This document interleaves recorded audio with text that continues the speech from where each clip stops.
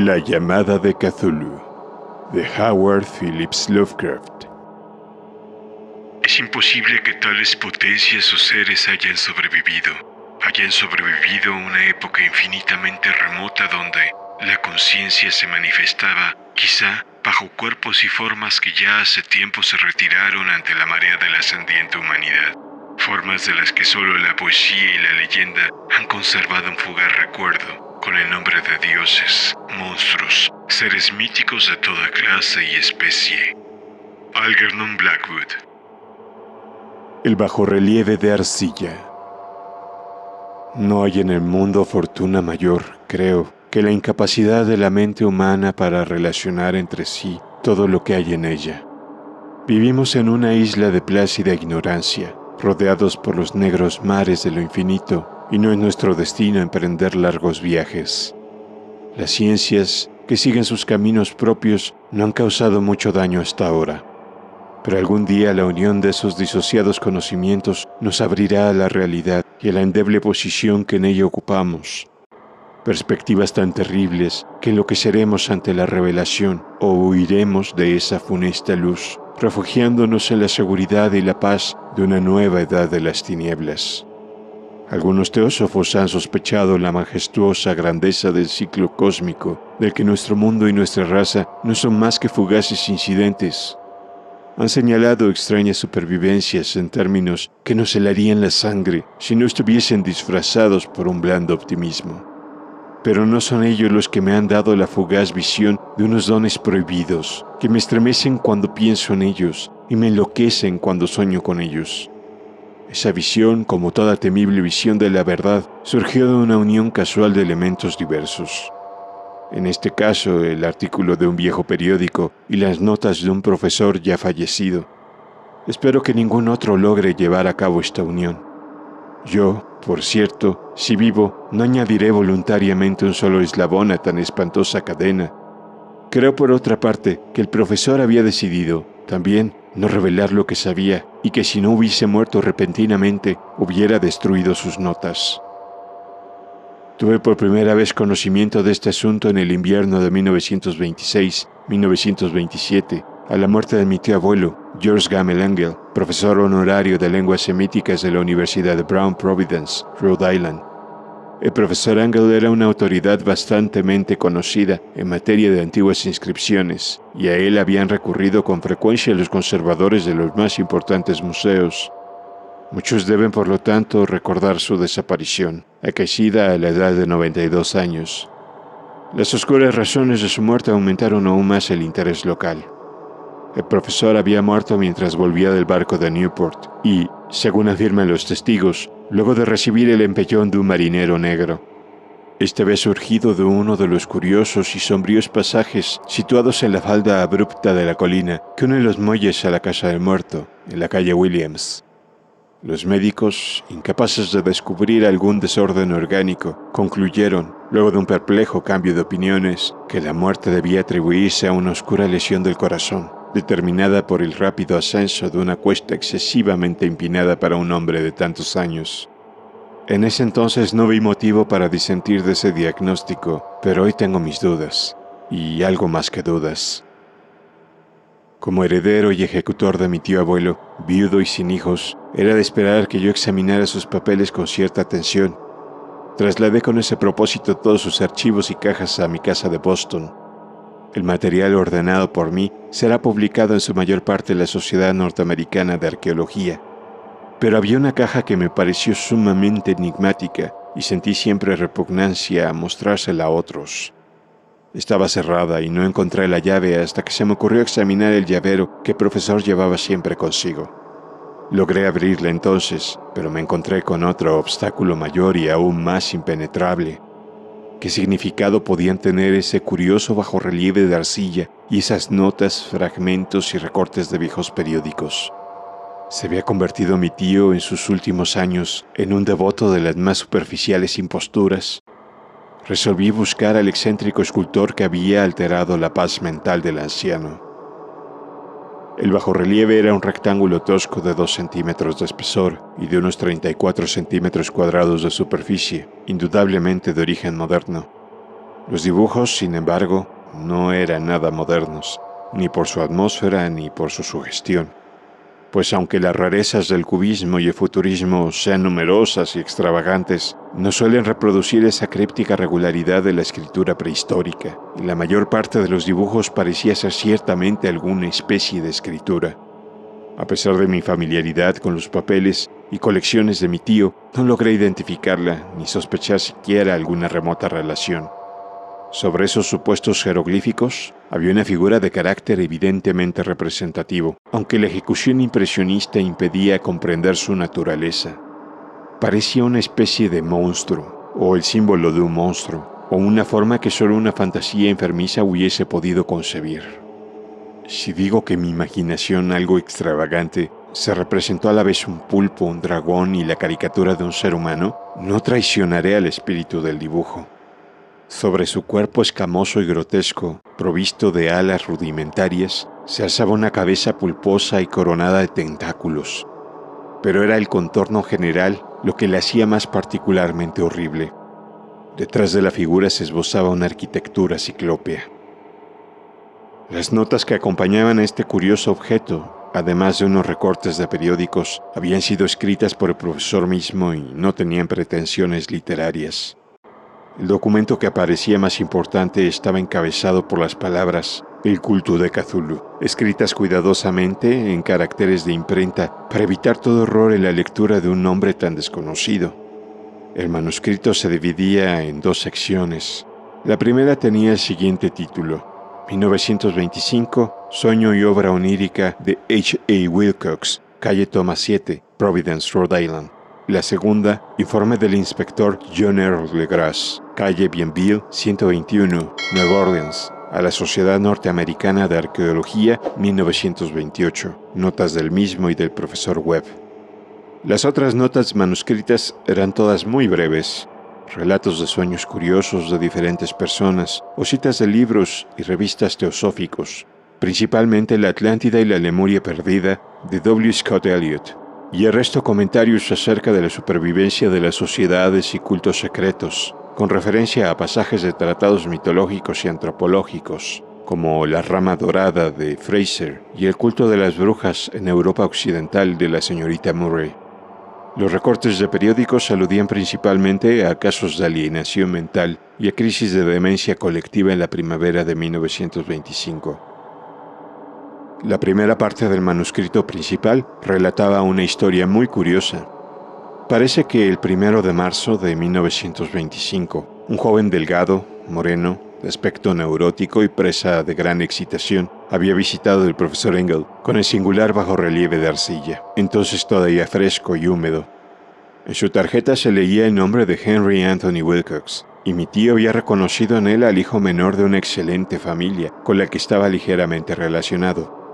Wilcox, que desde hacía un tiempo estudiaba dibujo en la Escuela de Bellas Artes de Rhode Island y que vivía en el Hotel Fleur de Lis, muy cerca de esta institución, era un joven precoz, de genio indudable, pero muy excéntrico. Desde su infancia había llamado la atención por las historias y sueños extraños que se complacía en relatar. Se denominaba a sí mismo físicamente hipersensitivo, pero la gente seria de la vieja ciudad comercial lo consideraba simplemente raro. No había frecuentado nunca a los de su propia clase y poco a poco había ido retirándose de toda actividad social. Actualmente solo era conocido por algunos estetas de otras ciudades. La Asociación Artística de Providence, deseosa de preservar su conservadurismo, lo había desahuciado.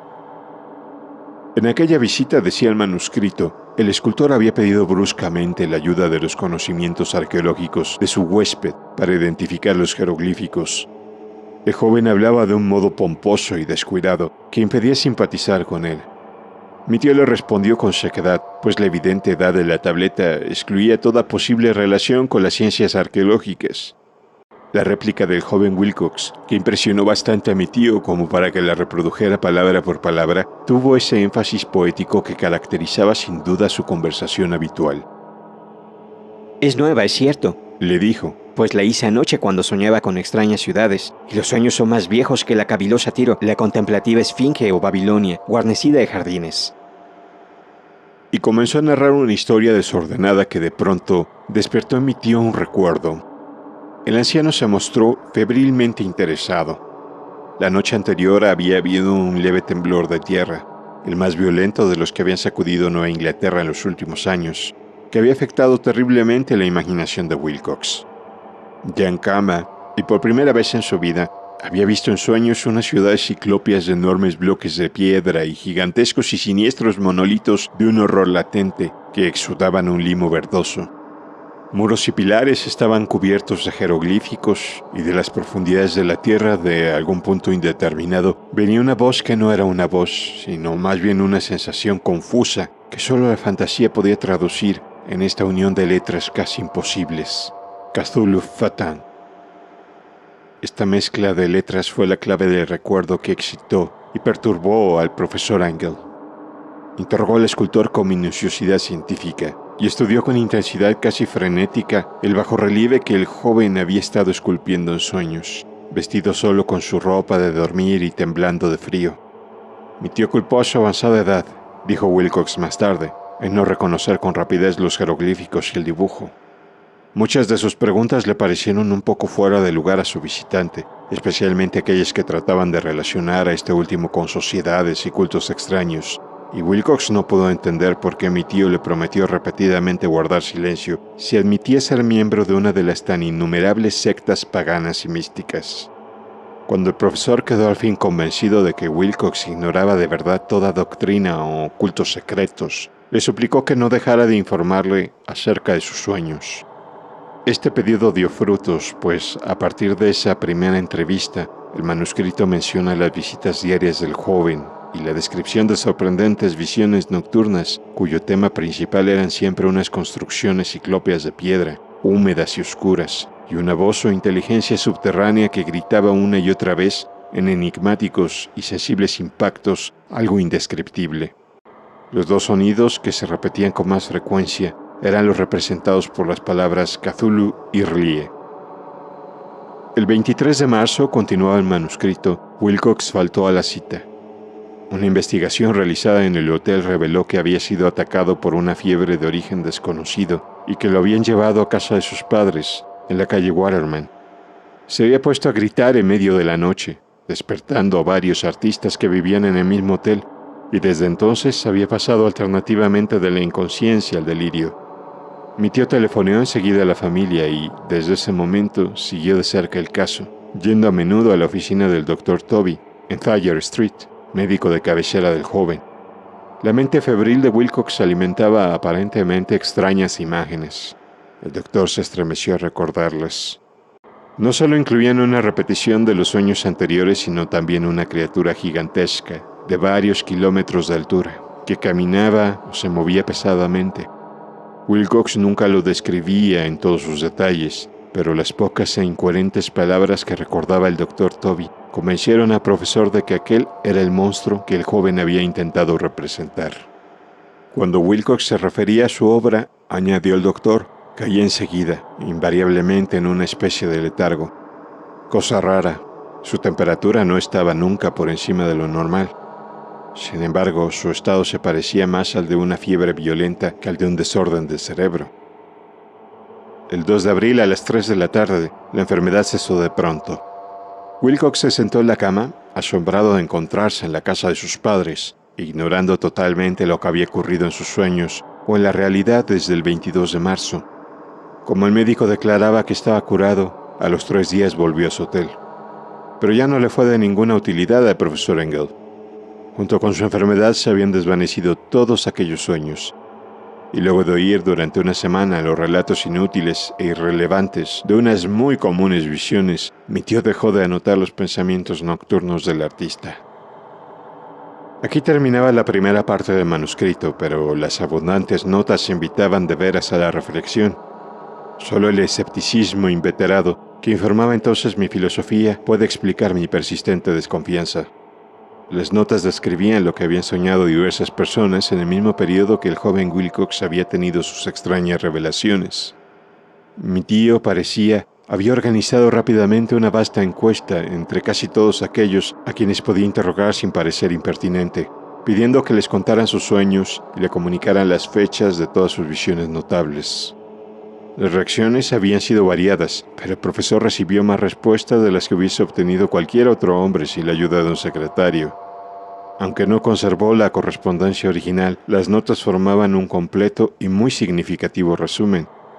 La aristocracia y los hombres de negocios, la tradicional sal de la tierra de Nueva Inglaterra, dieron un resultado casi completamente negativo, aunque hubo algunos pocos casos de informes de impresiones nocturnas, siempre entre el 13 de marzo y el 2 de abril, periodo de delirio del joven escultor.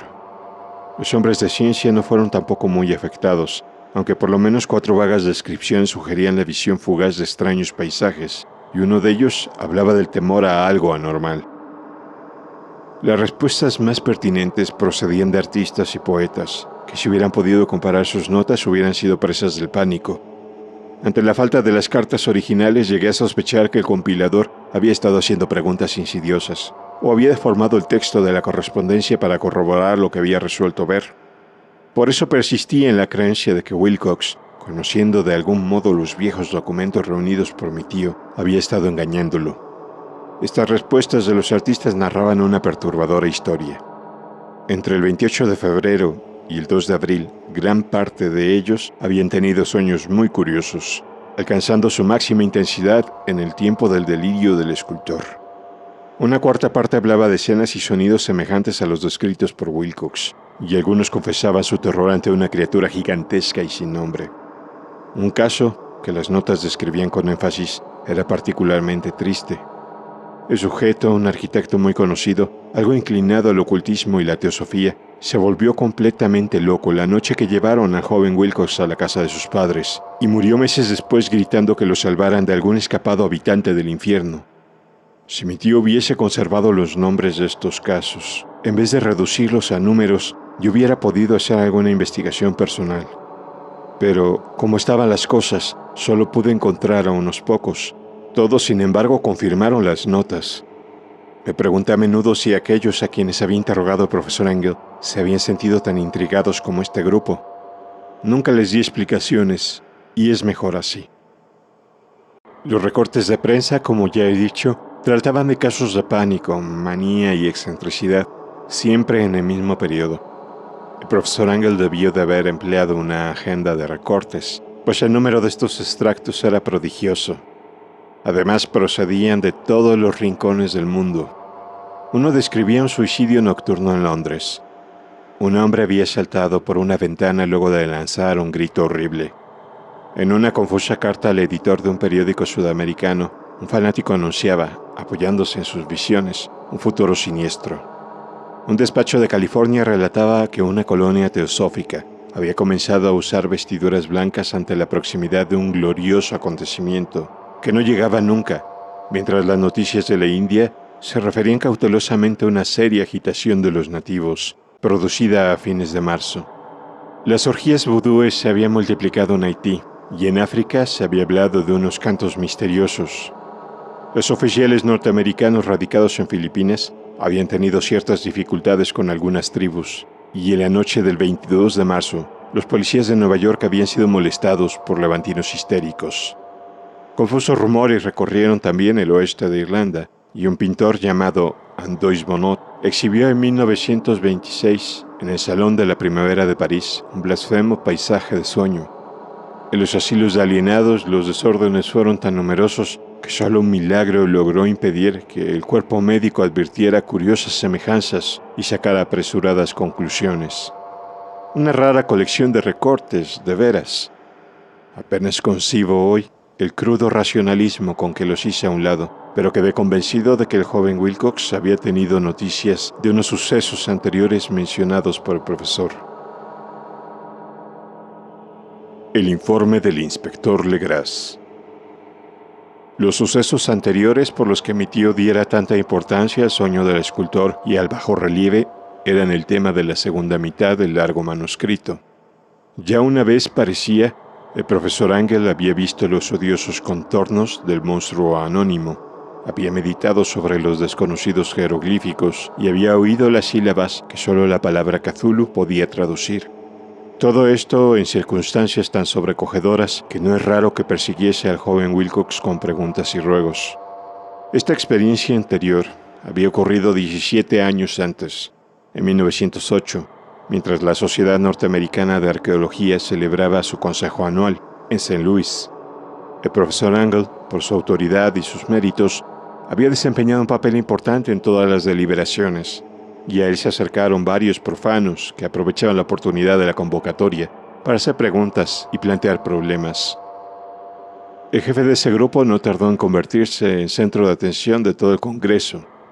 Era un hombre de aspecto muy común, mediana edad, y que había hecho el viaje de Nueva Orleans a St. Louis en busca de cierta información que no había podido obtener en su distrito. Se llamaba John Raymond Legras y era inspector de policía. Traía consigo el objeto de su viaje, una estatuita de piedra, repugnante y grotesca, muy antigua aparentemente, cuyo origen no había logrado determinar. No debe creerse que el inspector Legras se interesara por la arqueología, todo lo contrario. Su deseo de instruirse tenía como único origen razones puramente profesionales. La estatuita, ídolo, fetiche o lo que fuese, había sido capturada meses antes en los pantanos boscosos del sur de Nueva Orleans, en el curso de una expedición contra una presunta ceremonia vudú. Tan singulares y odiosos eran los ritos, que la policía comprendió que se hallaba ante un culto totalmente ignorado, e infinitamente más diabólico que los del vudú. Los confusos e increíbles relatos arrancados por la fuerza de los prisioneros nada informaron sobre su posible origen.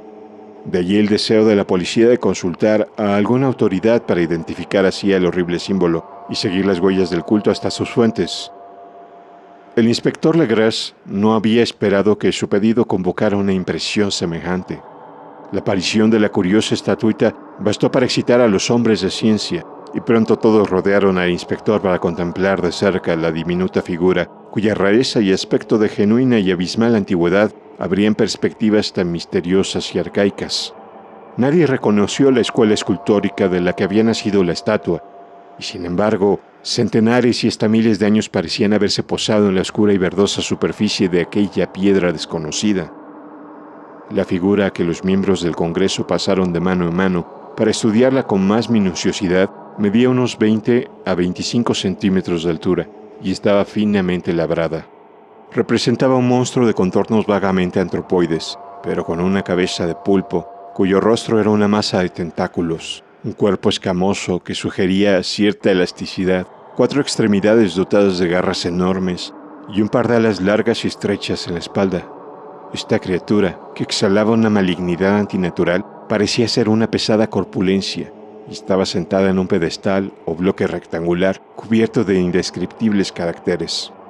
Las puntas de las alas rozaban el borde posterior del bloque. El asiento ocupaba el centro, mientras que las garras largas y curvas de las plegadas extremidades hacían el borde anterior y descendían hasta un cuarto de la altura del pedestal. La cabeza de cefalópodo se inclinaba hacia el dorso de las garras enormes que apretaban las elevadas rodillas. El conjunto daba una impresión de vida anormal, más sutilmente terrorífico a causa de la imposibilidad de establecer su origen. Su vasta, pavorosa, incalculable edad era innegable. Sin embargo, nada permitía relacionarlo con algún tipo de arte de los comienzos de la civilización. El material de la estatua encerraba otro misterio. No había nada parecido en la geología o la mineralogía a aquella pieza jabonosa, verde y negra, de estrías doradas o iridiscentes. Los caracteres de la base eran igualmente desconcertantes, y ninguno de los miembros del Congreso, a pesar de que representaban a la mitad de las autoridades mundiales en esta esfera, pudo descubrir el más remoto parentesco lingüístico. Tanto la figura como el material pertenecían a algo increíblemente lejano, totalmente distinto de la humanidad que conocemos. Algo sugería de un modo terrible antiguos y profanos siglos en los que nuestro mundo y nuestras concepciones no habían participado. Y sin embargo, mientras los miembros del consejo sacudían la cabeza y se confesaban incapaces de resolver el misterio, uno de ellos creyó descubrir algo raramente familiar en la efigie y los jeroglíficos. Y al fin, no sin reticencia, confesó lo que sabía. Este hombre era el hoy desaparecido William Channing Webb, profesor de antropología de la Universidad de Princeton y explorador de bastante renombre. 48 años antes el profesor Webb había recorrido Groenlandia e Islandia en busca de ciertas inscripciones rúnicas que hasta ese entonces no había podido descubrir. En la costa occidental de Groenlandia se había encontrado con una tribu degenerada de esquimales, cuya religión, un culto demoníaco curioso, lo había impresionado sobremanera por su faz deliberadamente sanguinaria y repulsiva. Era aquella una fe que los otros esquimales ignoraban casi del todo y a la que se referían estremeciéndose. Databa, decían, de épocas muy antiguas, anteriores al nacimiento del mundo. Junto a ritos anónimos y sacrificios humanos, había invocaciones de origen tradicional dirigidas a un demonio supremo, o Tornasuk.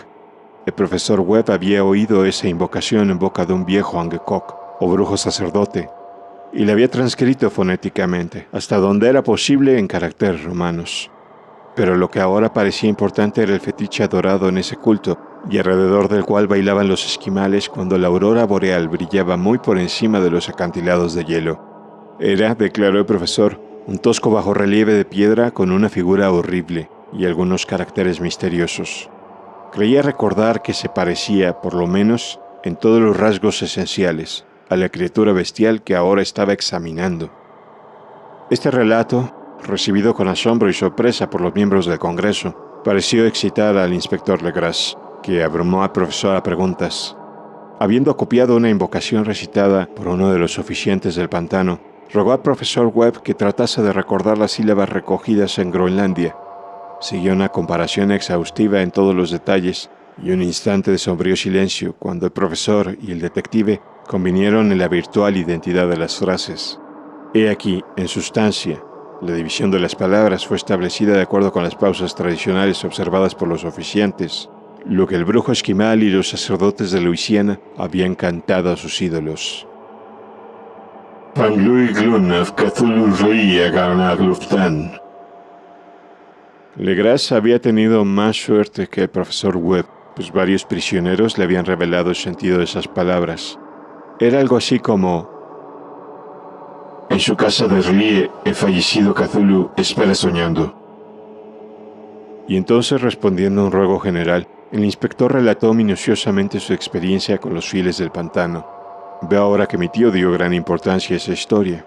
Tenía cierto parecido con las ensoñaciones más extravagantes de los teósofos y los creadores de mitos, y revelaba una asombrosa imaginación de carácter cósmico que nadie hubiese esperado entre parias y vagabundos. El 1 de noviembre de 1907, la policía de Nueva Orleans había recibido un alarmado mensaje de la región pantanosa del sur. Los colonos, gente primitiva, pero de buen natural, descendientes en su mayor parte de Lafitte, eran presas del pánico a causa de algo desconocido que había invadido la región durante la noche. Se trataba en apariencia de un culto vodú, pero de una especie más terrible que todo lo que ellos conocían. Desde que el malévolo tam-tam había comenzado a sonar incesantemente en aquellos bosques oscuros, donde nadie osaba aventurarse, habían desaparecido varias mujeres y niños. Se habían oído gritos irracionales, chillidos desgarradores y cantos lúgubres, y unas llamas diabólicas habían bailado en la espesura. Los vecinos, añadía el aterrorizado mensajero, no podían soportarlo. En las primeras horas de la tarde 20 policías partieron en 2 carricoches y un automóvil, guiados por el tembloroso colono. Cuando el camino se hizo intransitable, abandonaron los vehículos y durante varios kilómetros chapotearon en silencio a través de los espesos bosques de cipreses donde nunca penetraba la luz del día. Raíces tortuosas y nudos malignos del musgo español retardaban la marcha, y de vez en cuando una pila de piedras húmedas o los fragmentos de una pared en ruinas hacían más depresiva aquella atmósfera que los árboles deformados y las colonias de hongos contribuían a crear. Al fin apareció un miserable conjunto de chozas, y los histéricos colonos corrieron a agruparse alrededor de las vacilantes linternas. El apagado golpear de los tam-tams se oía débilmente a lo lejos. La brisa traía muy de cuando en cuando un chillido que helaba la sangre. Un resplandor rojizo parecía filtrarse por entre el follaje pálido, más allá de las interminables avenidas de la noche selvática. A pesar de su repugnancia a quedarse nuevamente solos, todos los habitantes del lugar se negaron a avanzar un solo paso hacia la escena del culto maldito, de modo que el inspector Legras y sus 19 colegas tuvieron que aventurarse sin guías por aquellas negras arcadas de horror donde ninguno de ellos había puesto el pie. La región en que ahora entraba la policía tenía tradicionalmente muy mala fama, y en su mayor parte no había sido explorada por hombres blancos. Algunas leyendas se referían a un lago secreto en que vivía una colosal e informe criatura, algo parecida a un pólipo y de ojos fosforescentes. Y según los colonos, unos demonios de alas de murciélago salían a medianoche de sus cavernas para adorar al monstruo. Afirmaban que éste estaba allí desde antes que la Salle, de los indios y aún de las bestias y pájaros del bosque. Era una verdadera pesadilla y verlo significaba la muerte. Pero se aparecía en sueño a los hombres y eso bastaba para que estos se mantuvieran alejados. La orgía vudú se desarrollaba a los límites extremos del área aborrecida, pero aún así el emplazamiento era bastante malo, y eso quizá había aterrorizado a los colonos más que los chillidos o incidentes. Solo la poesía o la locura podían haber reproducido los ruidos que oyeron los hombres del Gras mientras atravesaban lentamente el sombrío pantano, acercándose a la luz rojiza y a los apagados tam-tams. Hay una cualidad vocal propia de las bestias, y nada más terrible que oír una de ellas cuando el órgano de donde proviene debería emitir otra.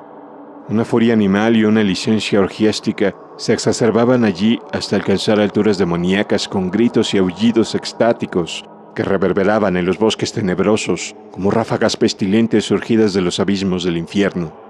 De vez en cuando cesaban los gritos y lo que parecía un coro de voces roncas entonaba la odiosa melopea.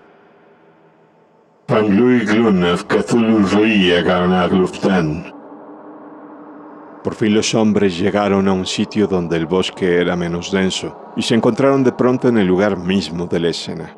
4 trastabillaron, un quinto perdió el conocimiento y otros 2 lanzaron un grito de horror que, por suerte, fue apagado por el tumulto salvaje de la orgía. Legras roció con agua pantanosa el rostro del hombre desvanecido y luego todos contemplaron el espectáculo fascinados por el horror. En un claro natural del pantano se alzaba una isla verde, de tal vez un acre de extensión, desprovista de árboles y bastante seca. Allí saltaba y se retorcía una horda de anormalidades humanas más indescriptibles que cualquiera de las que hubiese podido pintar un cimé o una angarola. Sin ropas, esta híbrida muchedumbre bramaba, rugía y se contorsionaba alrededor de una hoguera circular. De vez en cuando se abrían las cortinas de fuego, y se podía distinguir en el centro un bloque de granito de unos 2,5 metros de alto, en cuya cima, incongruente por su pequeñez, se alzaba la funesta estatuita. En 10 cadalsos instalados a intervalos regulares en un ancho círculo que rodeaba la hoguera, con el monolito como centro, colgaban con la cabeza hacia abajo los cuerpos extrañamente mutilados de los desaparecidos colonos. Dentro de este círculo saltaba y rugía el anillo de fieles, moviéndose de izquierda a derecha en una bacanal interminable entre el círculo de cadáveres y el círculo de fuego. Pudo haber sido solo la imaginación o pudo haber sido un simple eco, pero uno de los hombres, un impresionable español, creyó oír que las voces eran seguidas por unas respuestas antifonales que procedían de un lejano y sombrío lugar, situado en lo más profundo de aquel bosque de leyenda. Este hombre, Joseph D. Galvez, a quien más tarde encontré e interrogué, era desbordantemente imaginativo.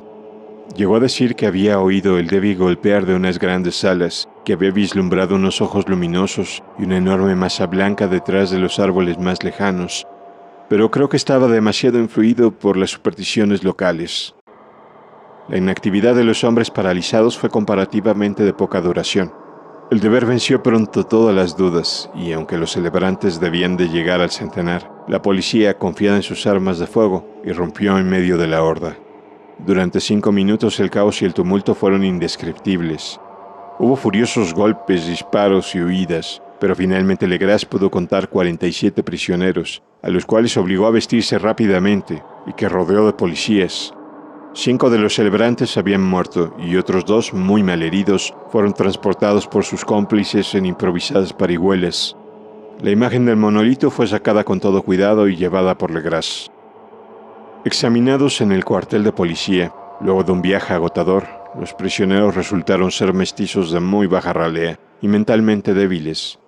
Eran en su mayor parte marineros, y había algunos negros y mulatos, procedentes casi todos de las islas de Cabo Verde, que daban un cierto matiz vudú a aquel culto heterogéneo. Pero no se necesitaron muchas preguntas para comprobar que se trataba de algo más antiguo y profundo que un fetichismo africano. Aunque degradados e ignorantes, Los prisioneros se mantuvieron fieles, con sorprendente consistencia, a la idea central de su aborrecible culto. Adoraban, dijeron, a los grandes antiguos, que eran muy anteriores al hombre y que habían llegado al joven mundo desde el cielo. Esos antiguos se habían retirado ahora al interior de la tierra y al fondo del mar, pero sus cadáveres se habían comunicado en sueños con el primer hombre, quien inventó un culto que nunca había muerto. Este era ese culto, y los prisioneros dijeron que había existido siempre y que siempre existiría, ocultándose en lejanías desiertas y lugares retirados hasta que el gran sacerdote Cthulhu saliese de su sombría morada en la ciudad submarina de R'lyeh para reinar otra vez sobre la tierra. Algún día vendría, cuando los astros ocuparan una determinada posición y el culto secreto estaría allí, esperándolo. Mientras tanto, no podían decir nada más. Se trataba de un secreto que ni la tortura podía arrancarles. La humanidad no era lo único consciente en la Tierra, pues había unas formas que emergían de la sombra para visitar a sus escasos fieles. Pero estas no eran los grandes antiguos. Ningún ser humano había visto a los antiguos. El ídolo de piedra representaba al gran Cthulhu, pero nadie podía decir si los otros eran o no como él. Nadie era capaz de descifrar ahora la antigua escritura. Muchas cosas se transmitían oralmente. La invocación ritual no era el secreto. Este no se comunicaba nunca en voz alta. El canto significaba: en su casa de R'lyeh, el fallecido Cthulhu espera soñando. Solo dos de los prisioneros fueron juzgados bastante cuerdos y se les ahorcó. El resto fue enviado a diversas instituciones. Todos negaron haber participado en los crímenes rituales y afirmaron que los culpables de aquellas muertes eran los Alas Negras, que habían venido hasta ellos desde su refugio inmemorial en el Bosque Encantado. Pero nada coherente se pudo saber de aquellos aliados misteriosos. Lo que la policía logró obtener salió en su mayor parte de un viejísimo mestizo llamado Castro, quien pretendía haber tocado puertos distantes y hablado con los jefes inmortales del culto en las montañas de China. El viejo Castro recordaba fragmentos de odiosas leyendas que empequeñecían las especulaciones de los teósofos y hacían de nuestro mundo algo reciente y fugaz. En siglos muy lejanos, otros seres habían gobernado la tierra. Habían vivido en grandes ciudades y sus vestigios podían encontrarse aún. Le habían dicho a Castro los inmortales de China, en unas piedras ciclópeas de algunas islas del Pacífico. Habían muerto muchísimo antes de la aparición del hombre, pero había artes que podrían revivirlos cuando los astros volvieran a ocupar su justa posición en los cielos de la eternidad. Estos seres indudablemente procedían de las estrellas y habían traído sus imágenes con ellos. Estos grandes antiguos, continuó Castro, no eran de carne y hueso. Tenían forma. ¿No lo probaba a cabo esta imagen estelar? Pero esa forma no era material. Cuando las estrellas eran propicias, iban de mundo en mundo a través del cielo, pero cuando eran desfavorables no podían vivir. Pero aunque ya no viviesen, no habían muerto en realidad.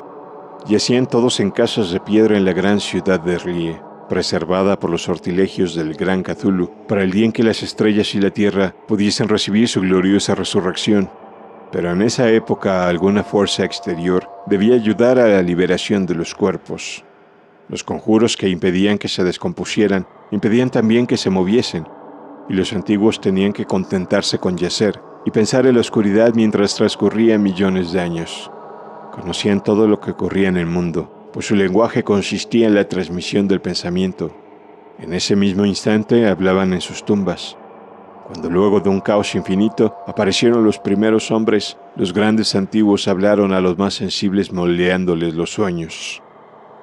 Aquellos primeros hombres, murmuró Castro, establecieron el culto con que se adoraba a los ídolos de los grandes antiguos, ídolos traídos de estrellas oscuras en una época infinitamente lejana. Ese culto no moriría hasta que las estrellas volvieran a ser favorables. Los sacerdotes sacarían entonces al gran Cthulhu de su tumba para que reviviese a sus vasallos y volviera a asumir su reinado en la tierra. Ese tiempo sería fácil de conocer, pues entonces la humanidad se parecería a los grandes antiguos, salvaje y libre, más allá del bien y del mal, sin moral y sin ley, y todos los hombres gritarían y matarían, y gozarían alegremente. Los antiguos, liberados, enseñarían nuevos modos de gritar y matar y gozar, y el mundo entero ardería en un holocausto de libertad y éxtasis. Mientras tanto, el culto con apropiados ritos debía conservar el recuerdo de aquellos días antiguos y presagiar su retorno. En los primeros tiempos, algunos hombres escogidos habían hablado en sueños con aquellos seres, pero luego algo había pasado. La gran ciudad de piedra de Erlie, con sus monolitos y sepulcros, se había hundido bajo las olas, y las aguas de los abismos, con ese misterio primigenio en que nadie había pensado ni siquiera en penetrar, habían interrumpido esas citas espectrales. Pero los recuerdos no morían, y los altos sacerdotes afirmaban que cuando los astros fuesen favorables, la ciudad volvería a la superficie. Entonces los viejos espíritus de la tierra, mozos y sombríos, saldrían de sus subterráneos y propagarían los rumores recogidos allá, en olvidados fondos del océano. Pero de ellos el viejo Castro no se atrevía a hablar. Se interrumpió de pronto y ni la persuasión ni las sutilezas pudieron arrancarle otras informaciones. Tampoco quiso mencionar, curiosamente, el tamaño de los antiguos. En cuanto al culto, afirmó que su centro debía encontrarse en los desiertos intransitados de Arabia, donde Irem, la ciudad de los pilares, sueña aún intacta y secreta. No tenía relación alguna con la brujería europea y solo era conocido por sus miembros. Ningún libro aludía a él, aunque los chinos inmortales decían que en el Necronomicon del árabe loco Abdullah Hasred había un sentido oculto que el iniciado podía interpretar de muy diversas maneras, especialmente en el tan discutido dístico. No está muerto quien puede yacer eternamente, y en épocas extrañas hasta la muerte puede morir. Legras, profundamente impresionado y no poco intrigado, había buscado sin éxito las filiaciones históricas del culto. Castro aparentemente había dicho la verdad al afirmar que era un secreto. Las autoridades de la Universidad de Tulane no pudieron arrojar luz alguna sobre el culto o la imagen, y ahora recurría a las mayores autoridades y se encontraba nada menos que con el episodio en Groenlandia del profesor Webb. El ferviente interés que despertó el relato de Legras, corroborado por la presencia de la estatuita, tuvo algún eco en las cartas que intercambiaron luego los miembros del Congreso, pero apenas hay alguna mención en el informe oficial. La prudencia es preocupación primordial de aquellos que enfrentan a menudo la charlatanería y la impostura. Legras prestó durante un tiempo la estatua al profesor Webb, pero a la muerte de este último le fue devuelta, y está desde entonces en su casa. Allí la he visto no hace mucho tiempo. Es de veras algo estremecedor, e indudablemente parecida a la escultura labrada en sueños por el joven Wilcox. No me asombró que mi tío se hubiese excitado con el relato del joven. ¿Qué puedo pensar al saber, ya enterado de la información recogida por Legras, que un joven sensible no solo había soñado la figura y los jeroglíficos de las imágenes del pantano y de Groenlandia, sino que también había oído en sueños 3 de las palabras de la fórmula repetida por los maestros de Luisiana y los diabólicos esquimales? Era natural que el profesor Angell hubiera iniciado instantáneamente una minuciosa investigación, aunque yo y mi fuero interno sospechaba que el joven Wilcox había oído hablar del culto y había inventado una serie de sueños para acrecentar el misterio ante los ojos de mi tío. El relato de los otros sueños y los recortes coleccionados por el profesor parecían corroborar la historia del joven, pero mi bien fundado racionalismo y la total extravagancia del asunto me llevaron a adoptar las conclusiones que estimé más razonables. De modo que luego de estudiar otra vez el manuscrito y comparar las notas teosóficas y antropológicas con la descripción del culto que había hecho Legras, viajé a Providence para ver al escultor e increparle el haber burlado de tal modo a un sabio anciano. Wilcox vivía aún, solo, en el Fleur de Lis de la calle Thomas, desagradable imitación victoriana de la arquitectura bretona del siglo XVII. La fachada de estuco del hotel lucía ostentosamente entre las encantadoras casas coloniales y a la sombra del más hermoso campanario georgiano que pudiera verse en Norteamérica. Encontré a Wilcox en sus habitaciones, sumido en su labor, y comprendí enseguida, por las piezas que lo rodeaban, que su genio era profundo y auténtico. Creo que durante un tiempo Wilcox figurará entre los grandes decadentes, pues ha cristalizado en arcilla y reflejará un día en el mármol esas pesadillas y fantasías evocadas en prosa por Arthur Machen y que Clark Ashton Smith ha hecho visibles en versos y pinturas. Moreno, frágil y de aspecto un poco descuidado, Wilcox se volvió lánguidamente y sin dejar su silla me preguntó qué deseaba. Cuando le dije quién era, manifestó cierto interés, pues mi tío había excitado su curiosidad al examinar sus raros sueños, aunque sin expresar las razones de ese examen. Sin sacarlo de su ignorancia, traté prudentemente de hacerlo hablar. Poco tiempo me bastó para convencerme de que era absolutamente sincero. Hablaba de sus sueños de un modo inequívoco. Esos sueños y su residuo subconsciente habían influido profundamente en su arte, y me mostró una estatua mórbida cuyo modelado me estremeció, casi por la fuerza de su oscura sugestión. No recordaba haber visto el original excepto en el bajorrelieve creado durante un sueño, pero los contornos se habían formado insensiblemente bajo sus manos. Era sin duda la forma gigantesca de lo que había hablado en su delirio. Comprobé muy pronto que no sabía nada del culto, salvo lo que el constante interrogatorio de mi tío había dejado escapar, y traté otra vez de concebir de qué modo podía haber recibido esas impresiones sobrenaturales.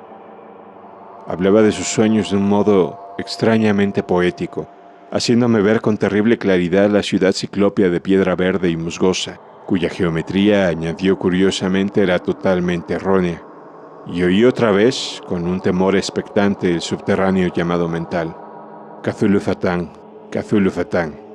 Esas palabras figuraban en la temible invocación que evocaba el sueño vigilia de Cthulhu en la bóveda de piedra de R'lyeh, y a pesar de mis racionales ideas me sentí profundamente perturbado. Wilcox, era indudable, había oído hablar casualmente del culto, y lo había olvidado enseguida en la masa de las lecturas y concepciones igualmente fantásticas. Más tarde, en virtud de su impresionable carácter, el culto había encontrado un nuevo medio de expresión subconsciente en sus sueños, el bajorrelieve de arcilla y la estatua que yo estaba ahora contemplando.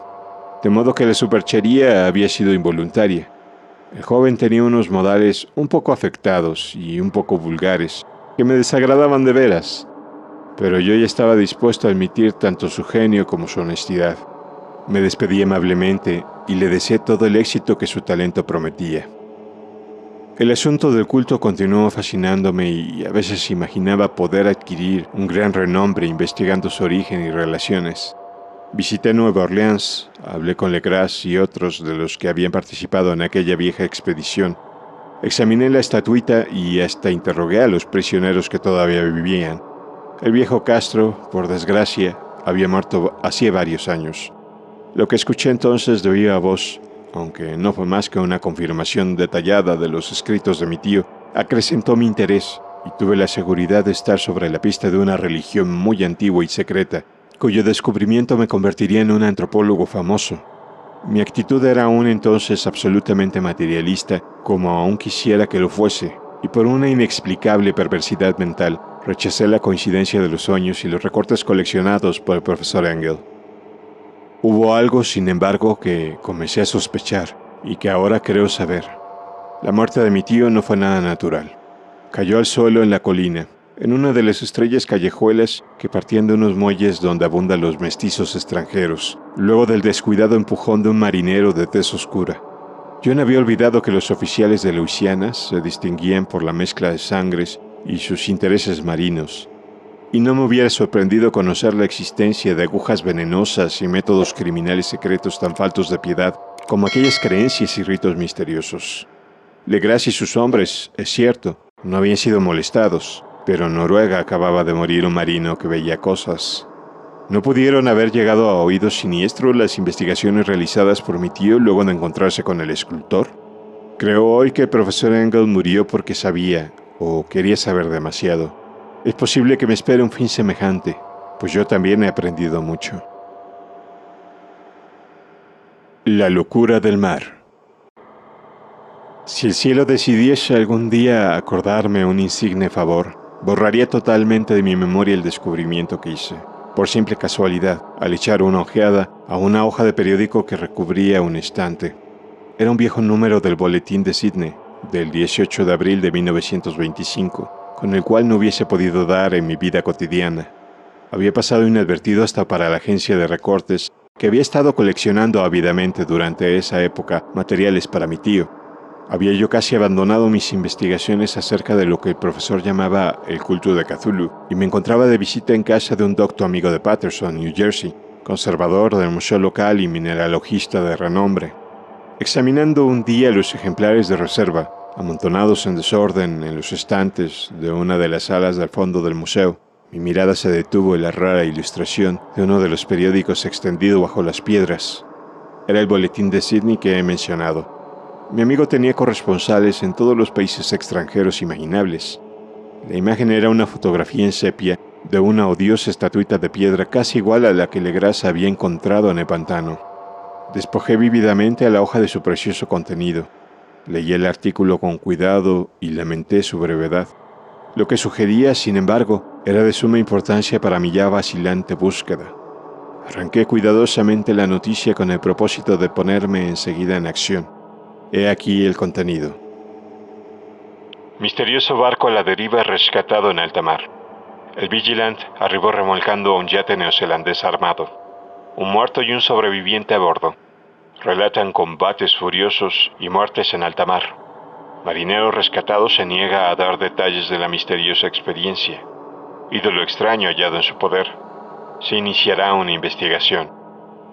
El carguero Vigilant de la compañía Morrison, procedente de Valparaíso, arribó esta mañana a su puesto de amarre en la bahía de Darling, remolcando al yate al Laird de Dunedin, número 2, con serias averías, pero dotado aún de un poderoso armamento.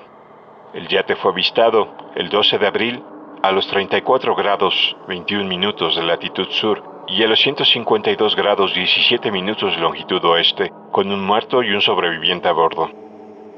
El Vigilant dejó Valparaíso el 25 de marzo y el 2 de abril fue alejado considerablemente de su curso, en dirección sur, por excepcionales tormentas y enormes olas.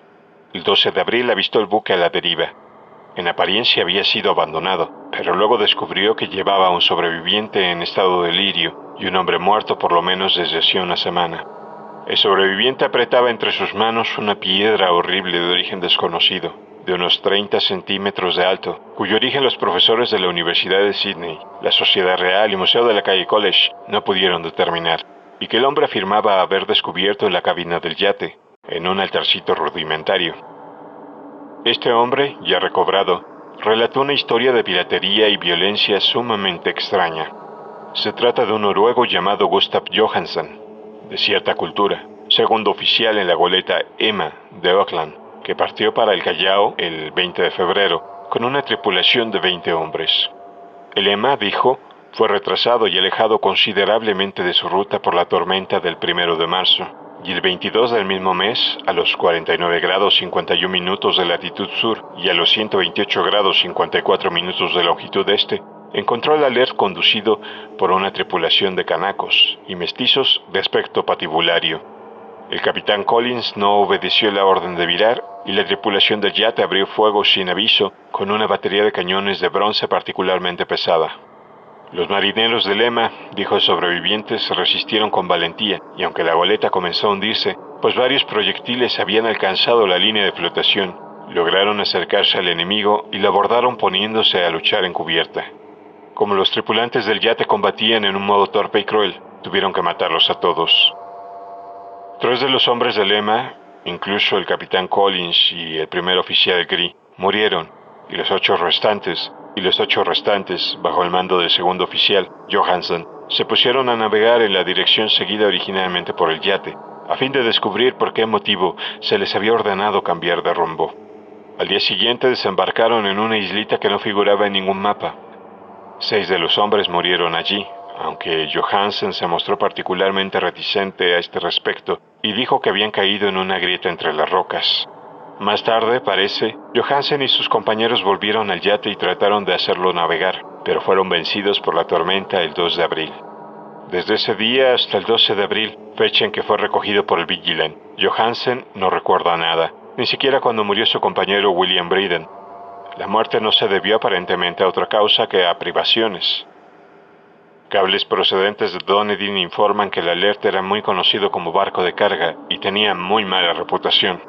Pertenecía a un curioso grupo de mestizos cuyas frecuentes incursiones nocturnas a los bosques atraían no poca curiosidad.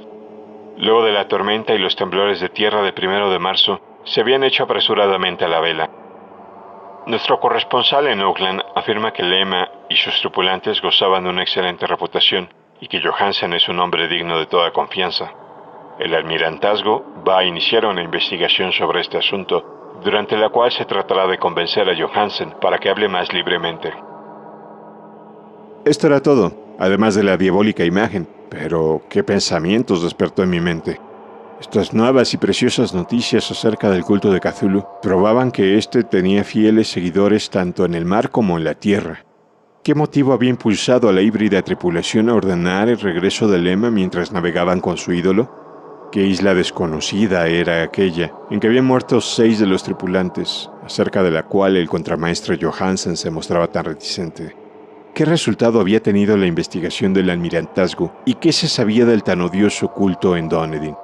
Y lo más extraordinario, qué profunda y natural relación de hechos era esta que daba una significación maligna e innegable a los sucesos tan cuidadosamente anotados por mi tío. El 1 de marzo, el 28 de febrero, de acuerdo con el uso horario internacional, se habían producido una tormenta y un terremoto. El Alert y su mal encarada tripulación habían dejado rápidamente Dunedin, como obedeciendo un imperioso llamado. Y en el otro extremo de la Tierra, poetas y artistas habían comenzado a soñar con una ciclópea ciudad submarina, mientras un joven escultor modelaba, en sueños, la forma del terrible Cthulhu. El 23 de marzo, la tripulación de Lema desembarcaba en una isla desconocida, perdiendo allí 6 hombres. Y en esa misma fecha, los sueños de algunas personas alcanzaron su mayor intensidad y se oscurecieron con el temor de un monstruo maligno y gigantesco, mientras un arquitecto se volvía loco y un escultor caía presa del delirio. ¿Y qué pensar de esa tormenta del 2 de abril, fecha en que cesaron todos los sueños de la ciudad sumergida y Wilcox salió indemne de aquella fiebre extraña? ¿Qué pensar igualmente de aquellas alusiones del viejo Castro a los antiguos venidos de las estrellas, y a su reino próximo, y a su culto, y a su gobierno de los sueños? Estaba balanceándome en el borde de un abismo de horrores cósmicos insoportables para un ser humano. En todo caso no afectaron sino a la mente, pues el 2 de abril puso término, de algún modo, a la monstruosa amenaza que había sitiado el alma de los hombres. Aquella tarde, luego de haber pasado el día enviando telegramas y haciendo urgentes preparativos, me despedí de mi huésped y tomé un tren para San Francisco. En menos de un mes llegué a Dunedin, donde sin embargo descubrí que se sabía muy poco de los extraños miembros del culto que habían vivido en las posadas marineras. El vagabondeo en los muelles era asunto demasiado común y no valía la pena mencionarlo, pero algo oí a propósito de una expedición terrestre realizado por estos mestizos, durante el cual se escuchó el débil golpear de unos tambores y se vio un fuego rojo en las colinas lejanas. En Auckland me enteré de que Johansen había vuelto a Sydney, y aunque acababa de sometérsele a un inútil interrogatorio con el pelo totalmente cano, y que luego de vender su casita de la calle West había regresado con su mujer a su viejo hogar en Oslo, de su aventura no dijo a sus amigos más de lo que ya sabían los oficiales del almirantazgo, y todo lo que pudieron hacer fue darme su nueva dirección. Volví entonces a Sydney y hablé sin éxito con gente del mar y miembros de la corte. Vi el Alert en Circular Quay, en la bahía de Sydney, pero nada me reveló su casco. La imagen en cuclillas, de cabeza de pulpo, cuerpo de dragón, alas escamosas y pedestal con jeroglíficos, se conservan en el Museo de Hyde Park. La examiné con cuidado y descubrí que estaba exquisitamente labrada y tenía el mismo profundo misterio, terrible antigüedad y sobrenatural rareza de material que el ejemplar más pequeño de Legras. Para los geólogos, me dijo el conservador del museo, la estatua era un enigma monstruoso y juraban que no habían visto en el mundo una roca parecida. Recordé, estremeciéndome, lo que había dicho el viejo Castro a Legras a propósito de los primeros grandes antiguos. Vinieron de las estrellas y trajeron consigo sus imágenes. Profundamente perturbado, resolví visitar al oficial Johansen en Oslo. Llegué a Londres. Me reembarqué enseguida para la capital de Noruega y un día de otoño eché pie a tierra en un limpio desembarcadero a la sombra del Eksberg. La casa de Johansen, descubrí, estaba situada en la ciudad vieja del rey Harald Hardrada, que había conservado el nombre de Oslo durante los siglos en que la ciudad principal adoptara el nombre de Cristianía. Hice el corto viaje en un taxi y golpeé con el corazón tembloroso la puerta de una casa vieja y limpia de frente enyesado. Salió a recibirme una mujer de cara triste, vestida de negro, que me comunicó en un inglés vacilante que Gustav Johansen no era ya de este mundo. No había sobrevivido mucho a su regreso, pues su aventura marina de 1925 le había destrozado la salud. La mujer no sabía más que el público, pero Johansen había dejado un largo manuscrito que trataba asuntos técnicos, escrito en inglés con la intención manifiesta de que su esposa no lo entendiese. Mientras paseaba por una callejuela, cerca del muelle de Gothenburg, un atado de viejos periódicos salido de la ventana de un altillo lo golpeó y lo hizo caer. 2 marineros indios lo ayudaron enseguida a levantarse, pero el hombre murió antes de que llegase la ambulancia. Los médicos, incapaces de precisar la causa del deceso, lo habían atribuido a un malestar del corazón y a un debilitamiento general. Sentí entonces que un oscuro terror, que no me abandonaría hasta que a mí también me fuese acordado el eterno reposo, accidentalmente o por otro motivo, me traspasaba los huesos. Habiendo persuadido a la viuda de que mi conocimiento de esos asuntos técnicos me autorizaba a poseer el manuscrito, me llevé el documento y comencé a leerlo en el barco que me conducía a Londres.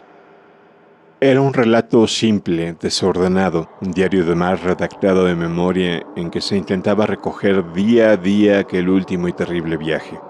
No lo transcribiré literalmente a causa de sus oscuridades y redundancias, pero mi resumen bastará para explicar por qué el rumor de las aguas contra los costados del buque se me hizo tan intolerable que tuve que taponarme los oídos. Johansen, gracias a Dios, no lo sabía todo, aunque vio la ciudad y el monstruo. Pero yo ya no podré dormir en paz mientras recuerde el horror que esperaba emboscado del otro lado de la vida, en el tiempo y el espacio, y aquellas malditas criaturas que vinieron de los astros más antiguos y que sueñan en las profundidades del mar, conocidas y favorecidas por un culto de pesadilla, decidido a lanzarlas sobre nuestro planeta cada vez que algún terremoto vuelve a elevar la monstruosa ciudad de piedra al aire y la luz del sol. El viaje de Johansen había comenzado tal como lo declarara él mismo ante el almirantazo. El Emma había dejado Auckland, el lastre, el 20 de febrero, y sintió todo el impacto de esa tempestad consecutiva al terremoto que arrancó a los abismos marinos el horror que pobló los sueños de los hombres. Recobrado el gobierno, el buque navegó favorablemente hasta encontrarse con el Alert el 22 de marzo, y sentí la pena del oficial al describir el bombardeo y el hundimiento de su nave. De los mestizos del yate, Johansen hablaba con un horror realmente significativo. Había algo abominable en ellos que hacía que su destrucción pareciese casi un deber, y Johansen se sorprende ante la acusación de crueldad que contra él y sus compañeros hizo la corte. Ya en el yate capturado, Johansen y sus hombres, impulsados por la curiosidad, prosiguen viaje hasta avistar una alta columna de piedra que emerge del océano. Y a los 49 grados 9 minutos de latitud oeste, y 126 grados 24 minutos de longitud sur, se encuentran ante una costa barrosa y una albañilería ciclópea cubierta de algas que no puede ser sino la sustancia tangible de terror supremo del universo. La ciudad muerta de Erlie, construida hace millones de años, antes de los comienzos de nuestra historia, por las enormes y espantosas criaturas que descendieron desde unos astros desconocidos. Allí yacen el gran Cthulhu y sus compañeros, ocultos en unas bóvedas verdes y húmedas, desde donde envían, luego de incalculables ciclos, pensamientos que aterrorizan a los hombres sensibles y reclaman imperiosamente a los fieles del culto que inician el peregrinaje de la liberación y la restauración. El oficial Johansen ignoraba todo esto, pero Dios sabe que había visto bastante. Creo que emergió de las aguas solo la cima de la ciudadela, coronada por un enorme monolito, donde yace el gran Cthulhu. Cuando imagino el tamaño de todo lo que puede esconder el fondo del océano, siento deseos de morir sin esperar ya más. Johansen y sus hombres se sintieron aterrados ante la majestad cósmica de esta húmeda Babilonia, habitada por demonios, y debieron sospechar instintivamente que no pertenecía ni a este ni a ningún otro planeta similar. En todas las líneas de la estremecida descripción de Johansen se advierte el mismo pavor. Ante el tamaño indescriptible de los bloques de piedra verde, ante la altura vertiginosa del monolito labrado, ante la asombrosa identidad de esas colosales estatuas y bajorrelieves con la rara imagen encontrada en la sentina del Alert. Sin conocer el futurismo, Johansen describe, al hablar de la ciudad, algo muy parecido a una obra futurista. En vez de referirse a una estructura definida, algún edificio, se reduce a hablar de vastos ángulos y superficies pétreas, superficies demasiado grandes para ser de este mundo, y cubiertas por jeroglíficos e imágenes horribles. Menciono estos ángulos, pues me recuerdan los sueños que me relató Wilcox. El joven escultor afirmó que la geometría de la ciudad de sus sueños era anormal, no euclidiana, y que sugería esferas y dimensiones distintas de las nuestras. Ahora un marino ilustrado tenía ante la terrible realidad la misma impresión. Johansen y sus hombres desembarcaron en la playa de esta monstruosa acrópolis y se treparon, resbalando, por los titánicos y musgosos escalones que ningún ser humano hubiera podido edificar. El sol mismo parecía deformado cuando se le veía a través de las miasmas polarizadas que emanaban de esta perversión submarina. Una amenaza tortuosa acechaba en esos ángulos desconcertantes, donde una segunda mirada descubría una concavidad donde se había creído ver la convexidad. Todos los exploradores, aún antes de ver algo definido, salvo las rocas, los musgos y las algas, se sintieron presas de un indescriptible terror. Todos habrían escapado si no hubiesen temido la burla de los otros, y solo de mala gana se decidieron a buscar, vanamente, como comprendieron más tarde, algo que sirviese de recuerdo. Rodríguez, el portugués, fue primero en llegar a la base del monolito y les gritó a los otros lo que acababa de descubrir. Poco más tarde, los hombres contemplaron curiosamente una enorme puerta de piedra labrada con el ya familiar bajorrelieve del pulpo dragón. Se parecía, dice Johansen, a la enorme puerta de un granero. Todos vieron allí una puerta, ya que estaba encuadrada en un umbral, un dintel y los montantes, pero nadie pudo decidir si estaba situada horizontalmente, como la puerta de una trampa, o algo inclinada, como la puerta exterior de un altillo. Como lo hubiese dicho Wilcox, la geometría del lugar era errónea. Uno no podía estar seguro de que el mar y el suelo fueran horizontales, de modo que la posición relativa de todo el resto parecía variar fantásticamente. Briden presionó sobre la piedra en diversos sitios sin resultado. Luego Donovan palpó con delicadeza los bordes, apretando separadamente cada punto. Subió con lentitud a lo largo de la grotesca moldura de piedra. Puede decirse que subió si se admite que la puerta no era al fin y al cabo horizontal, y los hombres se preguntaron cómo una puerta podía ser tan enorme. Al fin, muy suavemente, muy lentamente, la parte superior del panel comenzó a inclinarse hacia adentro y todos vieron que la piedra se balanceaba. Donovan se deslizó o trepó de algún modo a lo largo de uno de los montantes y los hombres se pusieron a observar el curioso retroceso de la puerta monstruosa. En este fantástico mundo de deformaciones prismáticas, la piedra se desplazaba normalmente en diagonal, despreciando todas las leyes de la materia y la perspectiva. La abertura mostraba una oscuridad casi material. Estas tinieblas tenían realmente una cualidad positiva, pues ocultaban algunas partes de las paredes interiores que debían ser visibles. Al fin surgió de aquella cárcel milenaria algo así como una humareda que oscureció la luz del sol mientras se elevaba hacia el cielo, empequeñecido y arrogado con la ayuda de sus alas membranosas. El olor que salía de aquellos abismos recién abiertos era insoportable, y Hawkins, que tenía el oído fino, creyó oír allá abajo un sonido chapoteante e inmundo. Todos escucharon, y todos escuchaban aún cuando el monstruo se hizo visible, babeando y apretando su inmensidad verde y gelatinosa a través de la tenebrosa abertura, hasta elevarse pesadamente en el aire corrompido de aquella ciudad de pesadilla. La letra del pobre Johansen es apenas inteligible en esta parte. De los 6 hombres que nunca llegaron al barco, cree que 2 murieron simplemente de miedo en aquel instante maldito. El monstruo está más allá de toda posible descripción. No hay lenguaje aplicable a ese abismo de horror inmemorial, a esa pavorosa contradicción de todas las leyes de la materia, la fuerza y el orden cósmicos. Una montaña que camina. Dios, puede extrañar que en el otro lado de la tierra enloqueciese un gran arquitecto y que en aquel telepático instante la fiebre devorara al pobre Wilcox. El monstruo de los ídolos, el verde y viscoso demonio venido de otros astros, había despertado para reclamar sus derechos. Las estrellas eran otra vez favorables, y lo que un viejo culto no había podido lograr por su voluntad, un puñado de inocentes marineros lo hacían por accidente. Luego de millones y millones de años el gran Cthulhu era libre otra vez. 3 hombres fueron barridos por aquellas patas membranosas antes de que nadie tuviese tiempo de moverse. Que descansen en paz y hay algún descanso en el universo. Eran Donovan, Guerrera y Angstrom. Y Parker resbaló mientras los otros 3 sobrevivientes se precipitaban frenéticamente en un escenario infinito de rocas verdosas.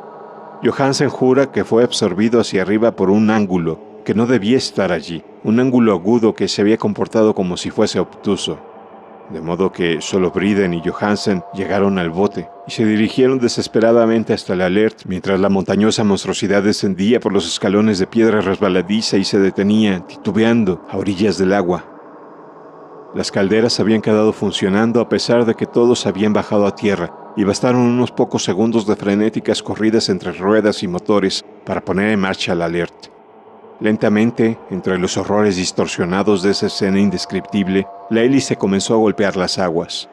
Mientras tanto, en la costa mortal, sobre aquellas construcciones que no eran de este mundo, el monstruo gigantesco venido de las estrellas emitía unos gritos inarticulados, como Polifemo al maldecir el veloz navío de Ulises.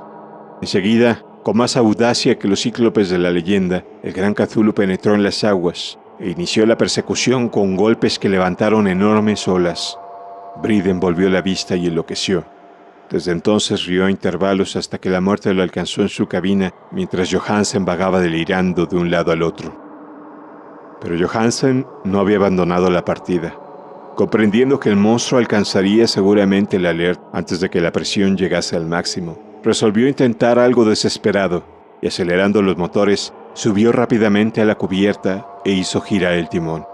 En la superficie de las aguas hubo un remolino espumoso y mientras crecía la presión del vapor, el valiente noruego dirigió el navío contra aquella montaña gelatinosa que se alzaba sobre las sucias espumas como la popa de un galeón demoníaco. La horrible cabeza de pulpo, envuelta en tentáculos, llegaba casi hasta la punta del bauprés. Pero Johansen no retrocedió. Hubo un estallido como el de un globo que se desinfla, un líquido inmundo como el que surge de un hendido pez luna, una hediondez que el cronista no se atrevió a describir. Durante un instante una nube verde, acre y enceguecedora, envolvió al buque, y un hervor maligno quedó a popa, donde, Dios del cielo, la esparcida plasticidad de aquella entidad celeste estaba recombinándose y recobrando su forma primitiva, mientras el Alert se alejaba más y más y ganaba velocidad. Eso fue todo. Después de ese momento, Johansen se contentó con meditar sombríamente sobre el ídolo de la cabina y preparar unas pocas comidas para él y su enloquecido compañero que reía carcajadas. No trató de dirigir el navío. Después de aquel incidente quedaba un gran vacío en su alma. Luego sobrevino la tormenta del 2 de abril que terminó de nublar su conciencia. Recordaba confusamente infinitos abismos líquidos de espectrales paredes giratorias, vertiginosos desplazamientos por mundos huidizos en la cola de un cometa y saltos convulsivos de las profundidades del mar hasta la luna y luego otra vez hasta el mar. Todo envuelto en el coro de carcajadas de las antiguas divinidades y de los verdes demonios del Tártaro de alas de murciélago. Luego de esas pesadillas vino el rescate. El Vigilant, el tribunal del almirantazgo, las calles de Dunedin, el largo viaje de retorno a la casa natal junto a Legberg. Nada podía contar, pasaría por loco. Lo escribiría todo antes de morir, pero su mujer no debería sospechar nada. La muerte sería para él beneficiosa solo si borraba los recuerdos. Tal era el documento que leí. Lo he guardado en la caja de lata junto con el bajorrelieve de arcilla y los papeles del profesor Engel. Incluiré este relato, esta prueba de mi propia cordura donde se ha unido lo que espero que nunca volverá a unirse. He contemplado todo lo que el universo puede haber de horroroso, y aún los cielos de la primavera y las flores del verano me parecerán desde ahora impregnados de veneno. Pero no creo que viva mucho. Como desaparecieron mi tío y el pobre Johansen, así desapareceré yo. Conozco demasiado, y el culto todavía existe. Cthulhu existe también, supongo, en ese refugio de piedra que le sirve de abrigo desde que el sol era joven.